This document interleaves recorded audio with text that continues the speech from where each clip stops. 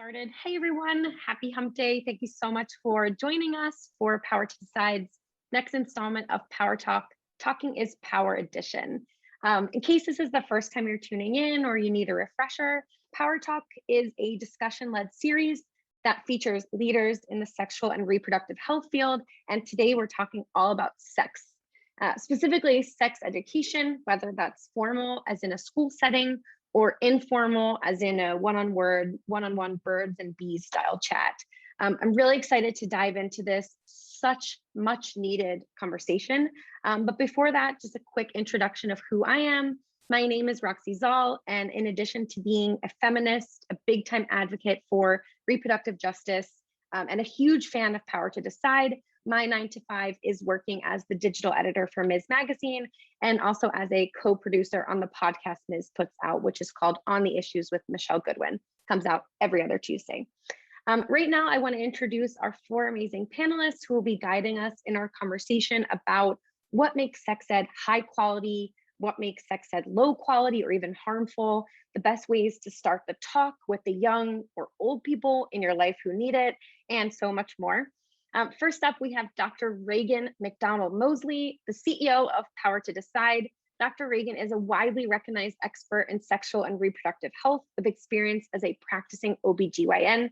She has a deep commitment to reproductive health and justice. And prior to joining Power to Decide, Dr. Raegan has worked in various roles at both Planned Parenthood of Maryland and the Planned Parenthood Federation of America for over a decade. I'd also like to introduce the other incredible Power to Decide staffer we have here on our call, Mackenzie Piper. She is a certified health education specialist with a master's in public health and as senior manager of programs at Power to Decide. Mackenzie supports the One Key Question initiative, which provides a framework for healthcare providers on starting the conversation with patients about pregnancy desires, whatever they may be.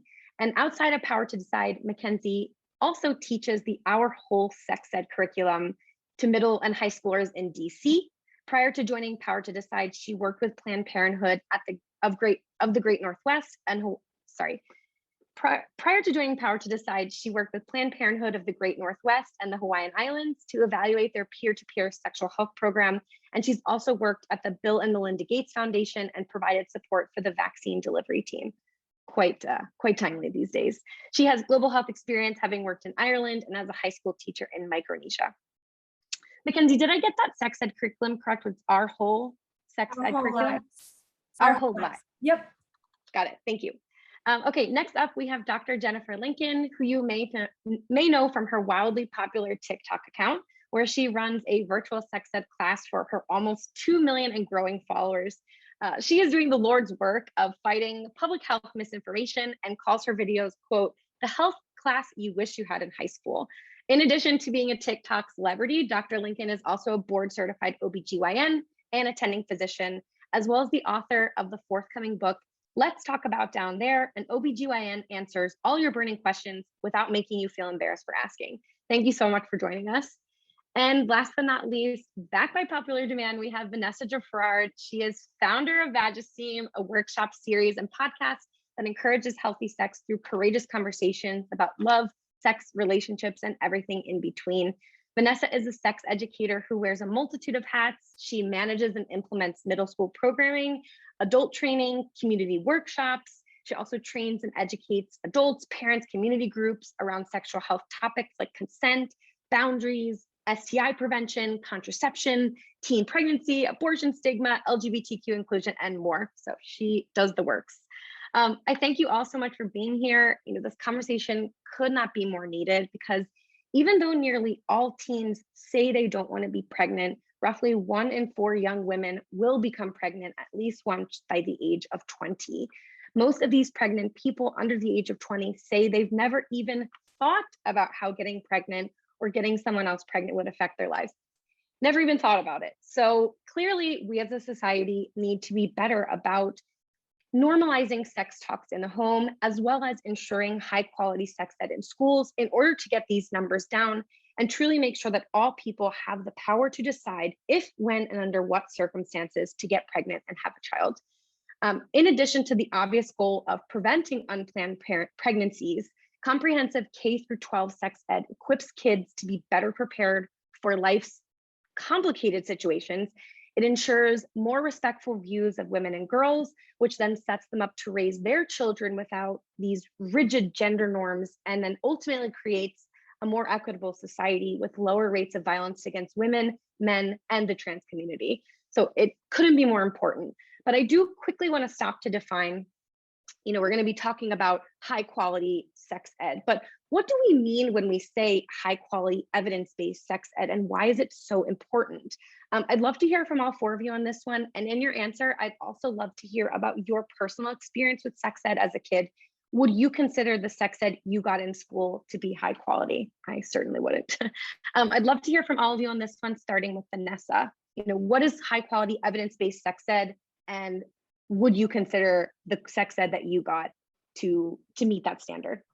Roxy and everyone, I am super excited to be here. So I think what's really important when it comes to high quality sex ed, I think the first things first we got to think about is having sex ed from people who I like to call life affirming sex educators. And when I say a person's a life affirming sex educator, which is what I train adults to go out and do, I mean people who are equipped, who are comfortable and are able to work through their biases and their stuff as they are, in a classroom and in a setting. I think oftentimes we think sex ed is just as simple as we're just going to go out there, we're going to read the curriculum, and we're going to do the thing. But it really matters who's doing it, because we are in such a taboo society, and because we all have our own stuff as it relates to sex and sexuality and sexual health.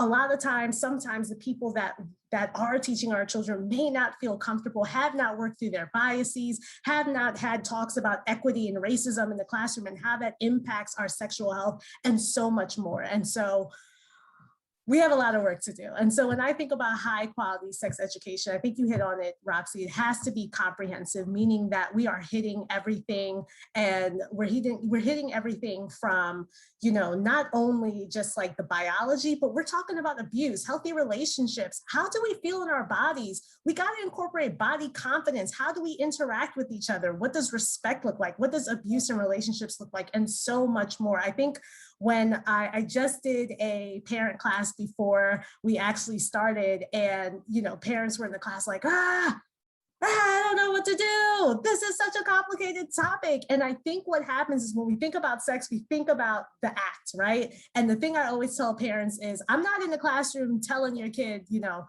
right, here's what we're going to do. We're going to lay these rose petals down. We're going to light some candles, and then you're going to spit some game, and we're going to do it. It is all of these things, and it's so comprehensive. It's so big. And the things that your child needs to know when they're in kindergarten are not the same things they need to know in 12th grade. And so it's a continuous conversation that is very comprehensive, intersectional, and inclusive. I think about my sex ed, and I went to an all girls Catholic school, whoop, whoop, Hail Mary in the house. Okay. And, and I would say that what we got, the biggest experience I had was in 12th grade. We had a class called morality, and I'm assuming they had morality class to keep you from having sex when you got to college. And in morality, we had the nurse come in, and that nurse, and you'll see why I'm doing this in a moment, that nurse told us that couples that use contraception will break up within 4 to 5 years. Condoms don't work, birth control doesn't work. And if you're like me, you're a scholar who's taking good notes in the front of the class. And so I essentially thought, oh, well, we never had to talk about this for the last 4 years. So I guess what this woman is saying is true. Let me go out and spread this information. And it wasn't until I got to college and I was talking to a group of friends, and I was like, let me tell you something. I'm never using birth control. I'm never using condoms. And they were like, who hurt you? Who hurt you? Where did you get that from, right? And I had no knowledge of STIs. I had no knowledge of relationships. I had no knowledge of keeping my body healthy. And so when I think about this work and why it's so important, we need to be equipping the next generation with all of these tools that a lot of us never had, and being open to having a lot of these taboo conversations. I would not consider your sex education, Vanessa, to be high quality nor comprehensive.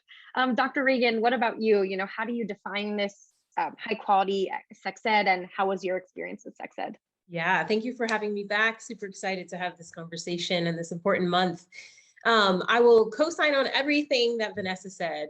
It's critically important, right, that young people have access to information from a competent, knowledgeable, non-judgmental adult who's willing to have conversations with them that they may not be able to get anywhere else.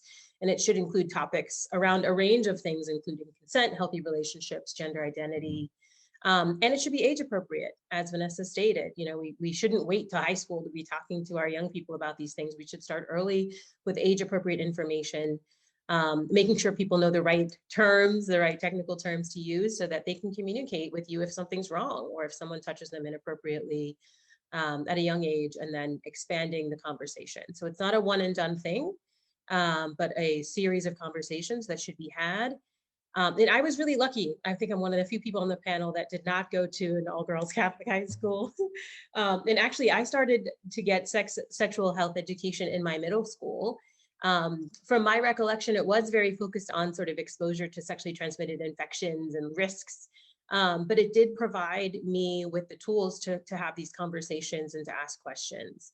I was also super lucky that even though I came from a very religious, pretty traditional family with older parents, that I was the youngest of 9. So probably my parents had made all of the sort of wrong decisions first and went about it the wrong way. But in their 9th time practicing, they sat me down and had some very candid conversations with me when I was in high school about healthy relationships, sexual health, and pleasure. Imagine that, pleasure, which as a 13, 14-year-old was super awkward to be having these conversations with my parents. But guess what? I knew that they were trusted individuals that I could come to and ask the tough questions. And I knew they weren't going to judge me. And that was critically important. And now that I have my own teenagers, something that I'm trying to replicate in my household now. So I would say that, you know, for the time period, because I'm an old head, I'm an old auntie, that I probably had a better experience than most. But what we can offer today is way better. I really encourage all parents and champions and aunties and uncles to have these conversations with their young people, because the reality is that young people want to hear this information, not only in their schools and from their health educators, but from you as well. And don't worry, we have lots of tools to help you have these conversations with your young people. So check out our website and visit our tools for Powers Talking Month. Dr. Lincoln, can you speak to this next? Oh, I can. And I agree with everything that has been said.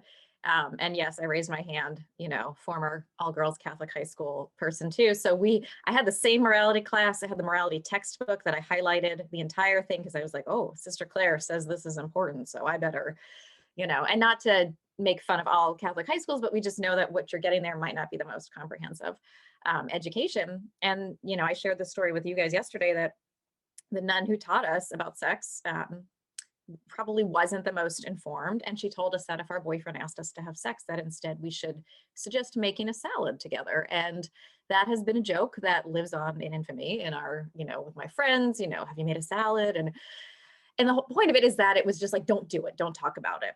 And so that's not comprehensive sex education. And I think everything that has been spoken about is super important.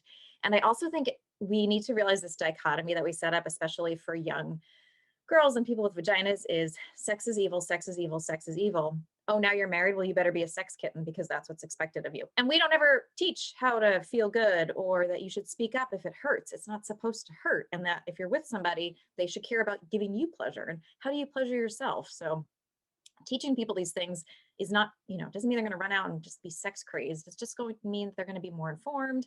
And shocker, they might actually enjoy their sex lives and not have to be searching for this information on totally unreliable sites. So much goes into it. Mackenzie, can you speak to this next? High quality sex ed. What was your experience with sex ed as a kid? Yeah, happy to. And thank you so much for having me as a part of this panel. I think the first thing that comes to mind, and this has been said, but I would love to lift it up again, is just like the need for the wide range of topics, right? We're talking everything from healthy relationships to decision-making, gender identity, body image, STIs, dare I say pleasure, and like so much more. I think also really what I would love to see and what is happening with amazing sex educators across the country is being able to have young people have the space to explore their own values and beliefs as it relates to sex, love, and relationships. if values aren't at the center of learning about sexuality, like that, we're lost, right? So how did they put themselves and their values at the center? I think too, like, it's one thing to get information and, an instructor pour their cup of wisdom into your empty cup, but it's another thing for, a sharing of conversation and to be interactive, but also for young people to have that space to gain and practice skills. Because when we know sexuality comes to life, it's about practicing skills, right? It's about navigating relationships, talking about, consent, and actually getting to practice that in a safer environment. Would also love to lift up the need for it to be age appropriate, to be based in science, to be inclusive, right? So can young people find themselves in the education they're getting? And that it should be regardless of their ability, of their sexual or gender orientation, their race, their socioeconomic background, that they're being seen in the education that they're experiencing. And that it's a lifespan curriculum. So it's a not one and done birds and bees conversation, but like consent could start as early as kindergarten. So let's keep having the conversation. I would love to also state that I'm amongst Catholic school folks here. So I too went to a Catholic school. I was in a co-ed Catholic school from a young age, high school and college. And definitely sign on to it just being very disease prevention focused, very teen pregnancy prevention focused, based in morality. And I'm using, that in quote because that was morality through a certain lens, and a lot of abstinence until marriage. And I just remember pictures of, STIs used very much as a scare tactic rather than having a conversation about everything around that, which would have helped me place myself, in the context rather than seeing pictures of biology and anatomy. I didn't have, my humanity wasn't a part of that conversation. So it was just very this is a picture of a vulva. This is a picture of a penis. Let's move on. So it was not wholesome. It was not complete. So certainly I would identify that many of us are maybe coming to this space as sex educators from a place of wishing that there was a gap in what they received. And so I want to make sure young people, have a different experience of sex ed growing up. So that was my experience. Thank you so much, y'all. And Mackenzie just referred to her sex ed as being, quote, incomplete. And so I want to kind of build on that and go to the flip side of that question. What are some of the major components that are lacking in the sex education young people are receiving today? And how is the quality of sex education that you receive determined by where you live? Again, I want to hear from all of you on this question, but maybe we'll start with Mackenzie since she just kind of spoke about being incomplete. What do you mean by sex ed being incomplete? Incomplete from what? What is it lacking? Yeah, and there's a lot to fill in the gaps. So I'll just speak of one thing in particular that comes to mind for me. And that is kind of reframing when we talk about sexuality, what we're saying. So I think when we talk about sexuality, it's really broaching all the aspects that is sexuality through a strengths-based lens rather than a risk prevention lens or a deficit-based lens, and talking about it in a more complete way. So when I was kind of first getting facilitated in sex ed, I was given this great diagram, and I think it was created originally by Dr. Dennis Daly. It shows these 5 circles of sexuality. So it includes everything from sensuality, sexualization, sexual health and reproduction, intimacy, and sexual identity. And when we think about how sex ed often plays out in a classroom setting, we're focused so much on that sexual health and reproduction piece of sexuality. And we think a lot about, again, those diagrams of our anatomy, when really sexuality is so much bigger than that. So my hope and dream for what sex ed could be, and many sex educators are pushing for, is less of that biomedical prevention lens, and really talking about how to be more positive around sexuality, healthy relationships, dare I say pleasure again, and really centering body autonomy. So that's what I dream of, is where the gap is limiting ourselves to sexuality being anatomy and really encompassing all aspects of it. Dr. Lincoln, what do you see as some of the major components lacking in the sex ed that young people are receiving? You know, you interact with so many young people on TikTok, on social media, in your day-to-day practice as an OBGYN. So what are the components that are lacking that you see? Yeah, well, I think everything Mackenzie said that we're so obsessed with. We put up a diagram, we check the box, we showed them what a vulva looks like. We're good, let's move on. And that's just one tiny part of it, like Mackenzie said. I think for me, the biggest thing that I see lacking is like the whole conversation, like that in so many schools, it doesn't even happen. And if it does, only 18 states require it to even be medically accurate. So you think, oh, okay, cool, my kid is getting it in school. What's the chance they're even getting what they need? And then you're undoing all of that misinformation. And like you said, I see it on TikTok where people will say, well, my health teacher said this, the nurse said that. And it's information that is totally not correct, albeit very easy to find online and and say, oh, well, this isn't true, but why are educators being given this pass? And so why are we not holding them to the standards of, we say that people have to be taught the Common Core math and that you have to do this. Why do we just like sexuality, sex ed, health education? Sorry, no big deal. So for me, what I see is that when it is even broached, it is often not done to a level that we should demand when we're, we want our kids to understand how their bodies work. Dr. Raegan, what about you? Some major components that you see lacking in sex ed today? Yeah, everything that our panelists have said so far. And again, sort of an appreciation, right? That decisions that people make about sex and sexuality happen in the full context of their lives. And so treating people as complete individuals with bodily and autonomy and self-determination and thinking about how those things play in. And then just to reiterate practice, right? Like practice having those consent conversations, practice on, how to put the condom on so that when it's game time that you're comfortable doing it, right? So both the practical components as well as sort of the more esoteric components of contextualizing sexuality as part of our whole humanness. I think those pieces are really missing. Vanessa, what about from you? What's your take? Well, Raegan and Mackenzie know that I have like a book full of things to say about this, but I think the number one thing that comes to the forefront is that sex ed, we lack in that we teach what to do, but we don't teach people how to do it, right? So for instance, the biggest example that comes up for me is like how we do consent education, right? We teach people like, you should say no, you should say yes.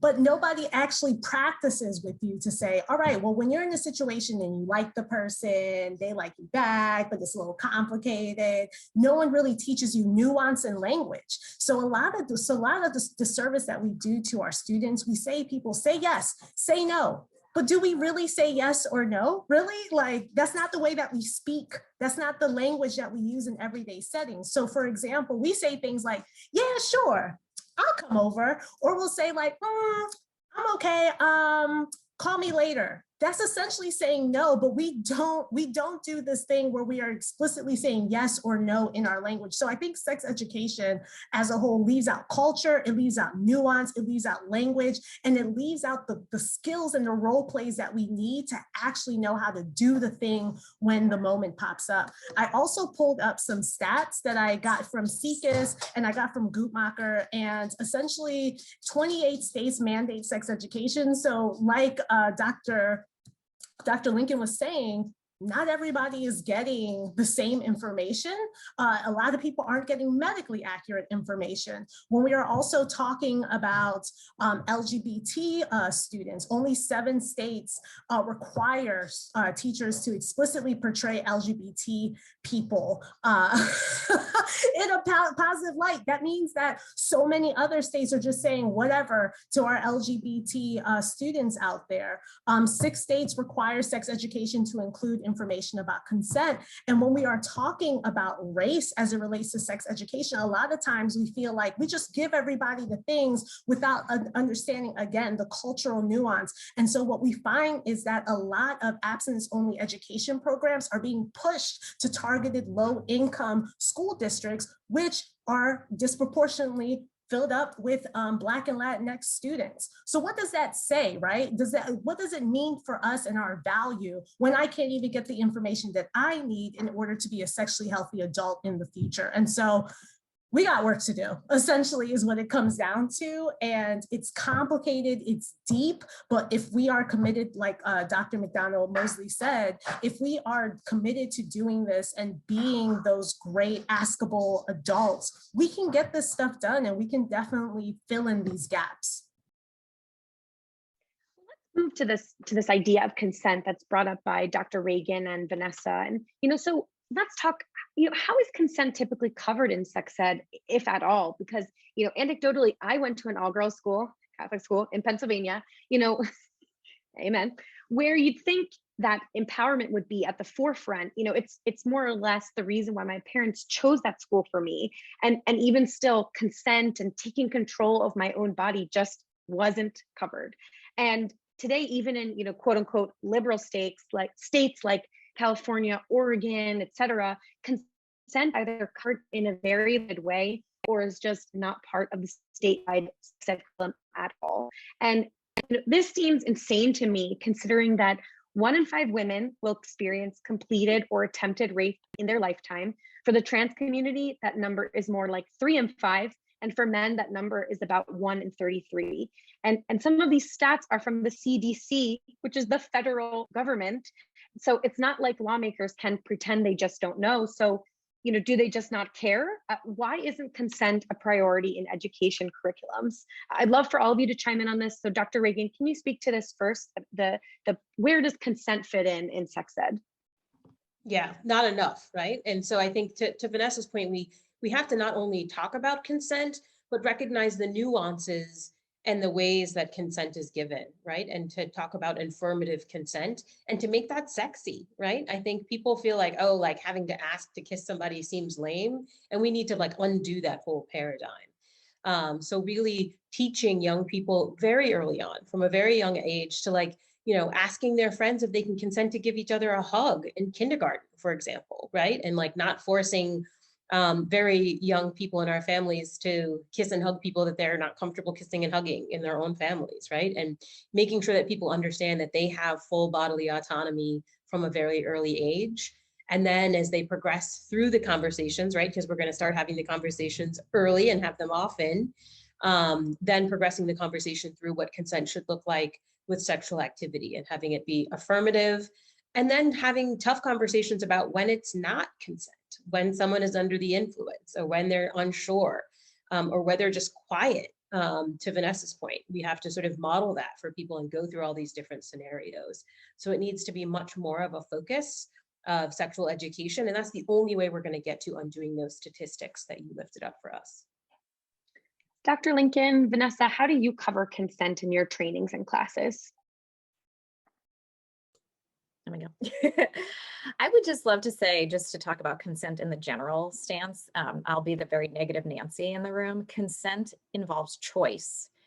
And in places where we have politicized choice, and in a patriarchal society where women are supposed to be a certain way, look a certain way, act a certain way, implying consent, well, clutch my pearls. Like that takes some power away from the people who are typically running the show. And so, quite frankly, in my high school, we didn't talk about consent because it also meant that you might actually choose to have sex, and that's not a choice we were allowed to have. So the topic of even covering consent was too controversial and still is in many places. And so how I teach it now, I mean, with my kids, I've got 2 small boys, and we do like what Dr. McDonald Mosley said, like, can I hug you? Can I kiss you? Oh, your brother said it was okay to touch you. Now you say no, you need to stop. No means no. And it's not waiting just to talk about it when we're talking about sex or, asking if you can, kiss a girl or something like that. It starts so young. And for me, I tell people it starts, and you might sound silly talking to your baby who's a few months old and just say, I'm going to change your diaper now. Can I change your diaper? I mean, babies have a way of communicating, and it really starts because then you start to internalize that. So I think the reason we don't talk about it enough is because consent makes some people uncomfortable.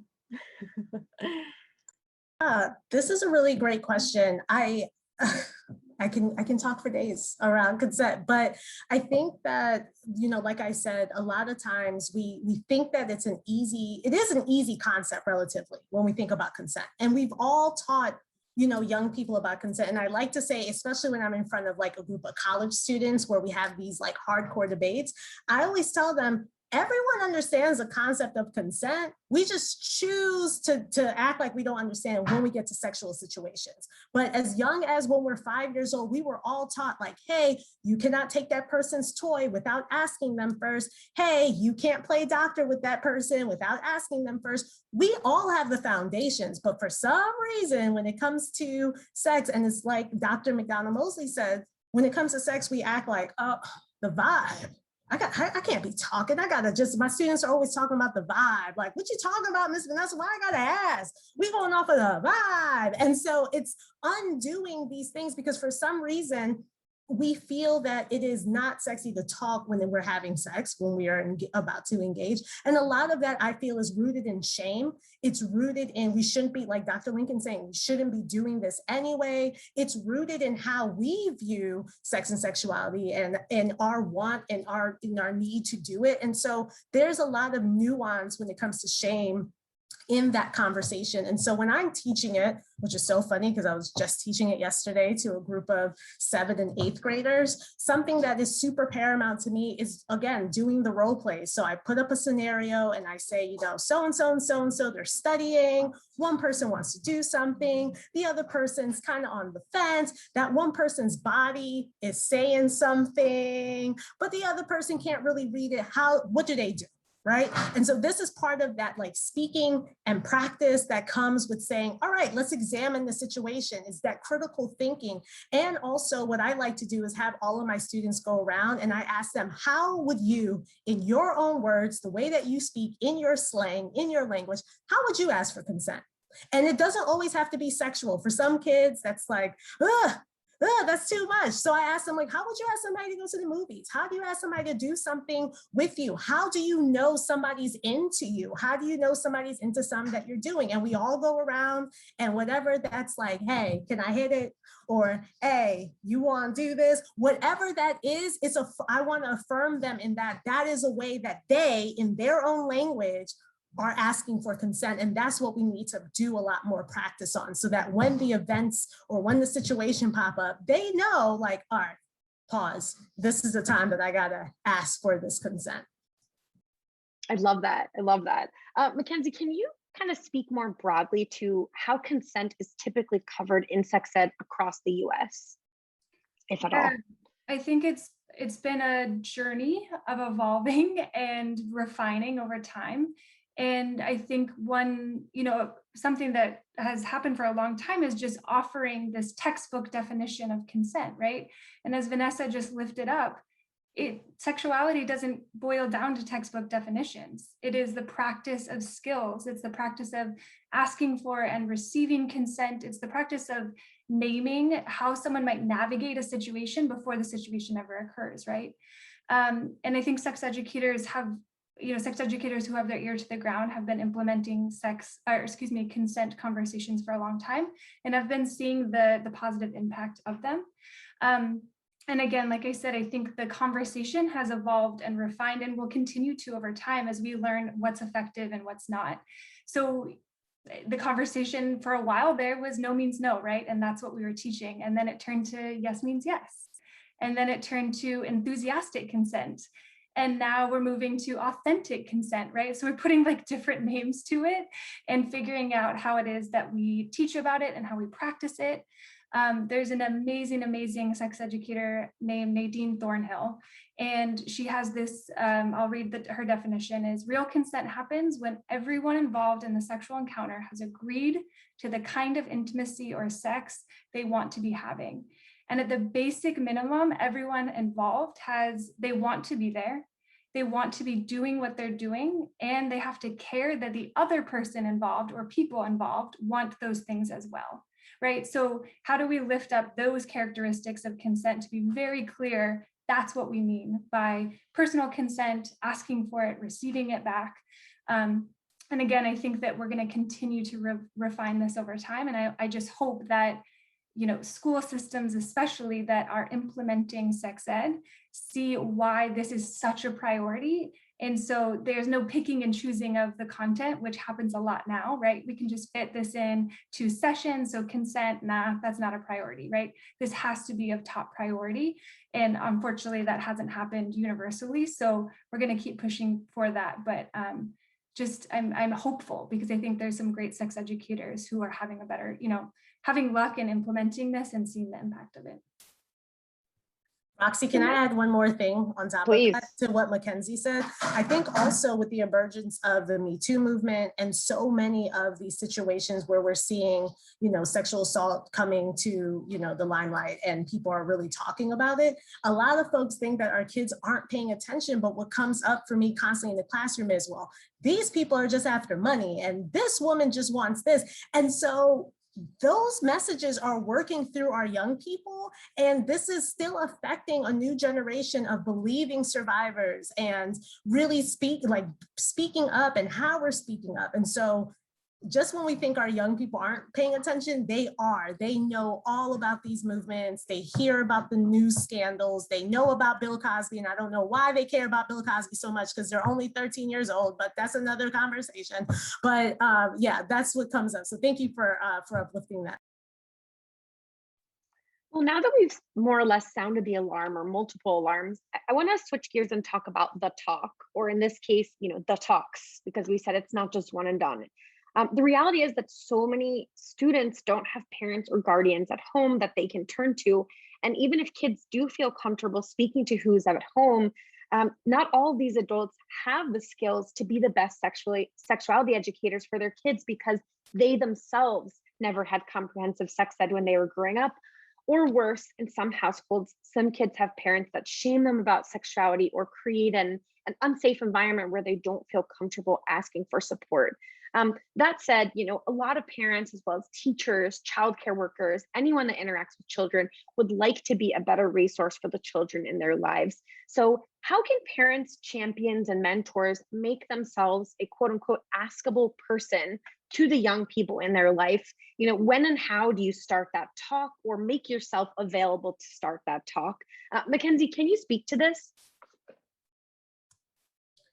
Yeah, happy to. I think there's a few characteristics. I think to be an askable adult, we have to recognize that it takes time, it takes building trust, and it takes the repetition of showing up again and again and again and again. And again, that to me boils down to this, taking the anticipation off of the talk and recognizing that it is talking early and often. And hopefully that does take some pressure off from a trusted adult. They don't have to get it perfect that one time, right? These are a long, long conversation. I would also just name that having that non-judgmental curiosity, I think, is so important in these conversations.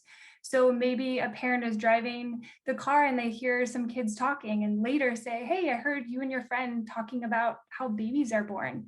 Do you have questions about that? Do you want to talk to me about that? I think it's so important to just come at these conversations with curiosity. And I also think that's really related to checking for understanding, because a lot of trusted adults may jump to conclusions, right? Like I overheard my kids saying that they're hanging out with someone, and all of a sudden I'm imagining them dating someone who's 5 years older, but hanging out may be a different definition for their young person. So how do you check for understanding? Check what is it they already know about something, and then how can you build on that? I think it's also really fair to say we as sex educators do this all the time, and this is the best trick in the book, is naming when we don't know something, right? We are not these superheroes who have every answer. And so if a young person comes to us and says, I have a question and we don't know the answer, name that. I think that makes it vulnerable and honest, and saying, I can come back to you later when I have a better answer, when I have information. And then I would also say, especially during this time of COVID, when I'm sure, folks are spending a lot of time with their young people, is how do you use shared experiences, shared events, even shared media to spark conversations? So after watching an episode of something together, naming, oh, what was your reaction to the interaction that those characters had, or that scene between these two characters? What did you pick up from that? I think, again, it's that curiosity, it's trying to figure out what they know already And then again, the practicing of skills, right? You don't have to just say, oh, the skills can be practiced in the official sex ed classroom. Like practicing skills at home is happening all the time. It sounds like you want to end this relationship with your partner. Do you know how you want to do it? Do you want to practice what you might say, right?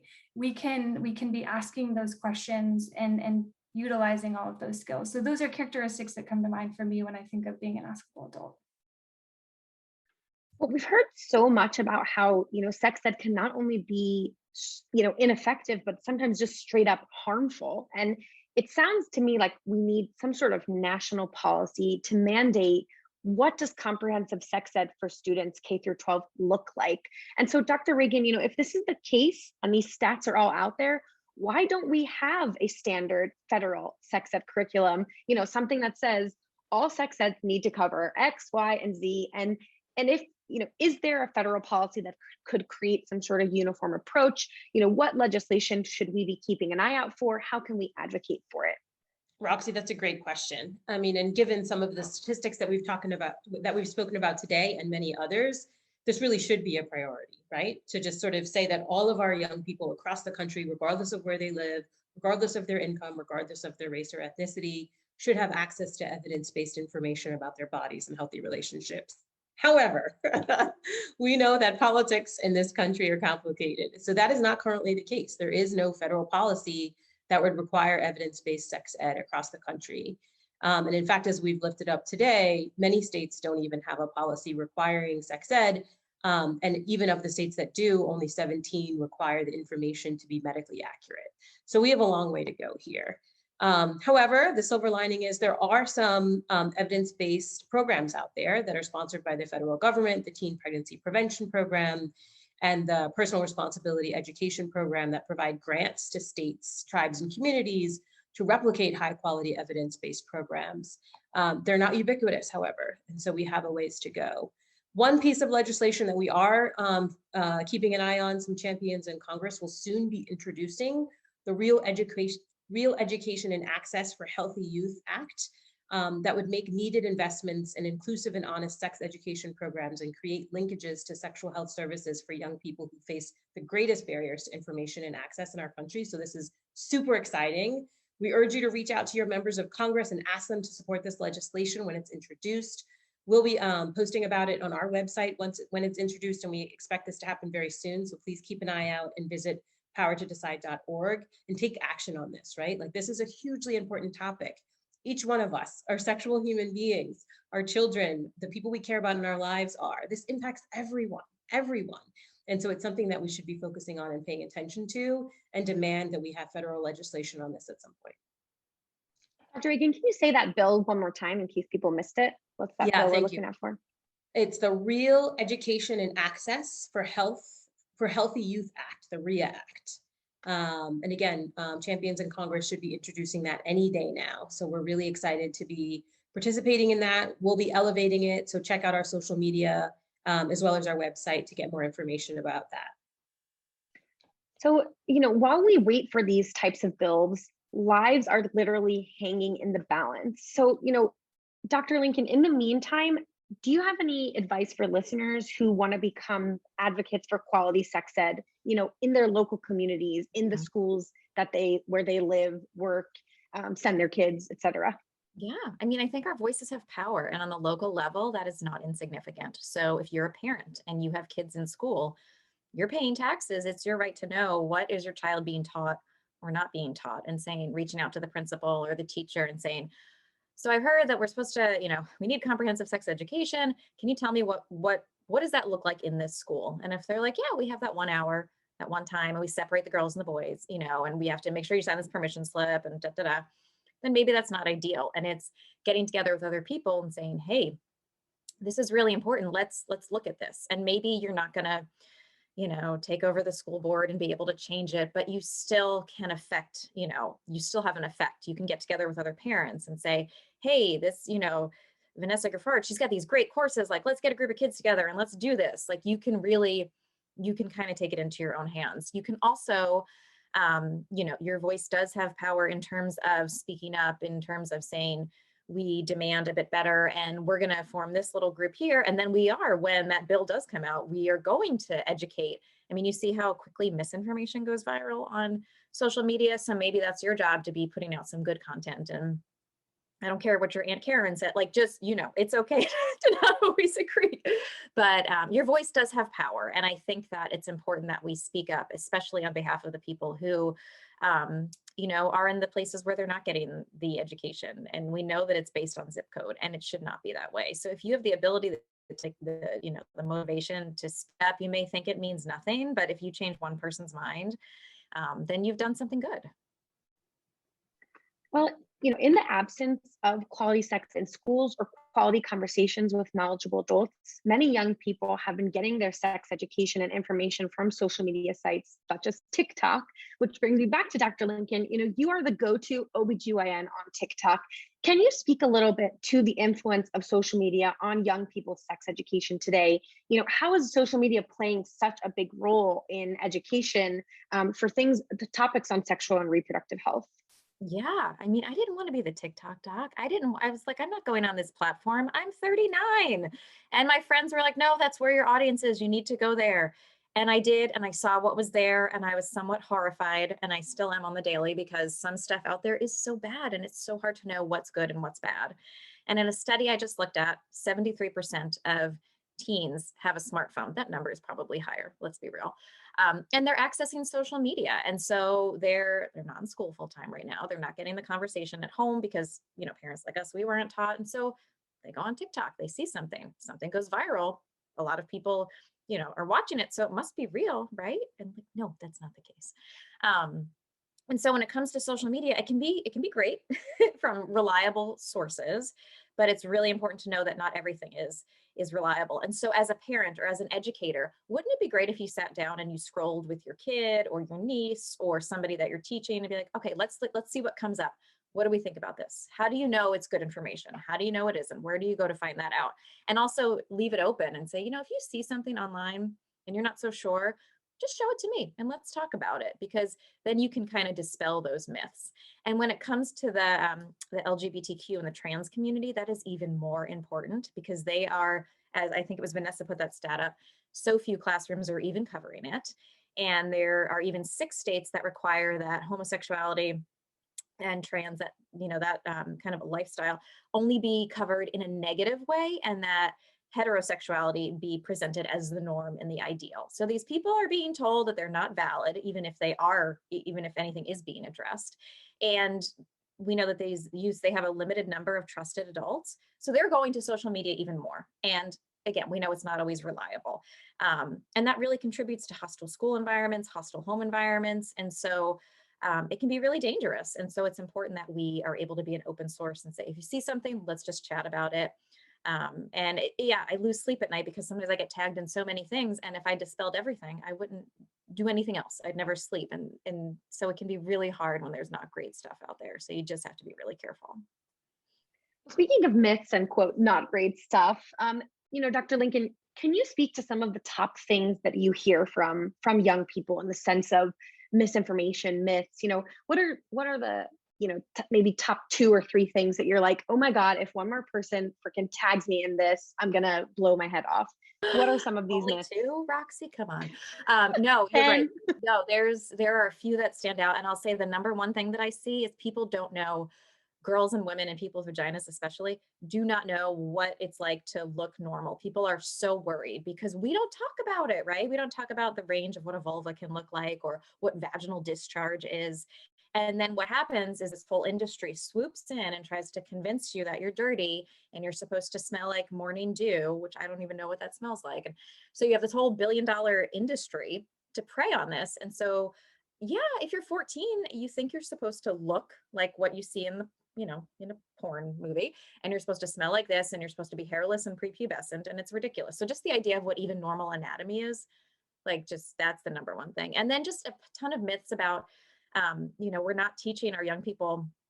We kind of give them the basics of, here's your menstrual period and here's where you can get pregnant, but nobody really understands how birth control works or how it doesn't harm you. There's just so much shaming about people who even use birth control or you're having sex. And well, and right, we saw this in our Catholic schools, like if you use birth control, you'll be infertile forever because you're going straight to hell and you deserve it. And so people think that, and adults are like, well, that's the reason I couldn't get pregnant. And I'm like, no, that's not why. And so it starts, it's out there. People don't know what their bodies should look like or what's normal, and they don't know how to operate their bodies in a way that is evidence-based. There's so much garbage. So much garbage. Oh my God, so much garbage. And that's why we're here. That, like I said, doing the Lord's work. Thank you so much. Well, I just, we're almost about 1 hour. So I kind of want to start to wrap this up. I want to do like a quick whip around because May is Talking is Power Month. And so, it's so important to talk to the young person in your life. And so I'd love to hear from just all four of you. What is your one go-to tip for starting that conversation? Maybe Vanessa, if you want to start. Go-to tip. Go-to tip for starting a conversation, I would say it is not just a conversation. I think all of us kind of said that in different ways, but I think it needs to be repeated again. This is not a one-time. That's what a lot of parents tell me, like, I had the talk. And the thing I always like to tell parents is that this is a constant thing. What your child needs to know when they're 6 is not the same thing they need to know when they're 15, is not the same thing that we need to know now when we're 34, for instance. And so our bodies are constantly changing. We are constantly changing. Information's constantly changing. So we constantly have to have this conversation, and we don't have to make eye contact to do it. We can do it in the car. We can do it, picking people up from school. We can do it so many different ways. We can do a passive approach by leaving a book on the bed and then coming back a week later to say, I left a book for you. Let's talk about it. What questions do you have from reading it? It does not have to be this intense, like we're sitting down at 6 p.m. on Monday and we are gonna do this. We're going to have this conversation, which I think that's what my parents gives us horrible. Yes, it's too intense and it's too ridiculous. It is not, I think that's the way we see it on television. And I think it makes everybody super scared to have the conversation when these are things that just happen every single day. And we will find teachable moments to have these conversations every day. So biggest tip, you can do it. Don't be afraid. You got this. Dr. Raegan, what about you? What's your one go-to tip? Yes, my one go-to tip is similar. Don't be scared. We did a survey of adults recently about their experiences talking to young people in their lives. And the vast majority of adults who responded to the survey said that they recently spoke to young people and that the conversation went really well. In fact, only 3% of people said the conversation did not go well. And guess what? Even if you're in that small minority where the conversation didn't go well, you can revisit the conversation. So don't be scared. Visit our website, powertodecide.org. Look at our Talking is Power resources. We have some really great conversation starters. Educate yourself.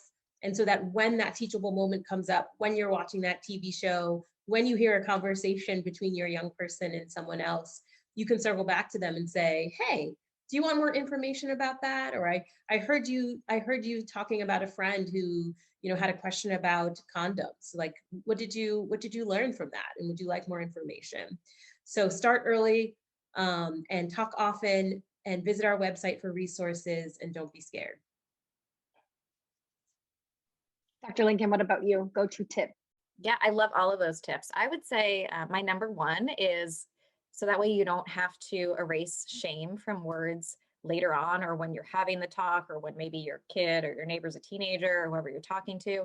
Day one, it's a vagina, vulva, uterus, nipples, penis, scrotum, just like it's a nose, chin, eyes, ears, mouth, like it's all the same. Because when you do that and you're able to say those words, just like you're like, it's sunny today, your kids don't have that internalized, and it means they're going to talk to you and they're going to come to you with questions because they see you as that trusted adult who's not going to get all ruffled right off the bat. And like, Dr. Raegan said, it doesn't be perfect. It's okay. We can laugh. You can have fun with it. Like it's okay. It's not that serious, but take the shame out of it. And it will help many adults to do that too.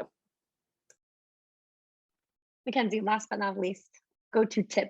Yeah, I would say just don't underestimate the impact that a conversation or like series of connections will have.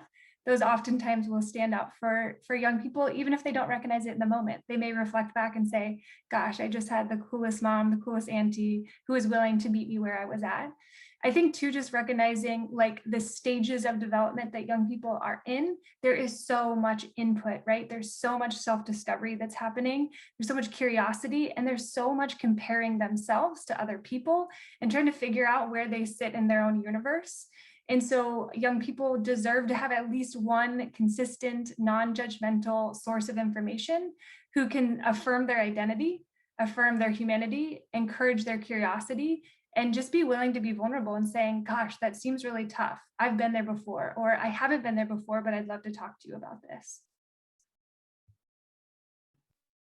Well, y'all, that wraps up our talk. Listeners, I hope you're feeling better equipped to start these conversations. A reminder, it is not one and done, but as you know, this month is the perfect month to start if you haven't already. I also hope that you will call your members of Congress and tell them to support the REA Act, the Real Education and Access for Healthy Youth Act. It's being introduced very soon in Congress. And if you'd like to join this conversation and kind of continue on social media, you can join using the hashtag #TalkingIsPower, and you can join Power to Decide officially on Twitter on May 20th for a Talking is Power Twitter storm from 2 to 3 Eastern. Let's try to get Talking is Power trending. Thank you all so much for attending. We will see you next time. Thank you to my fabulous panelists. I loved that conversation. Talk to y'all soon. See you.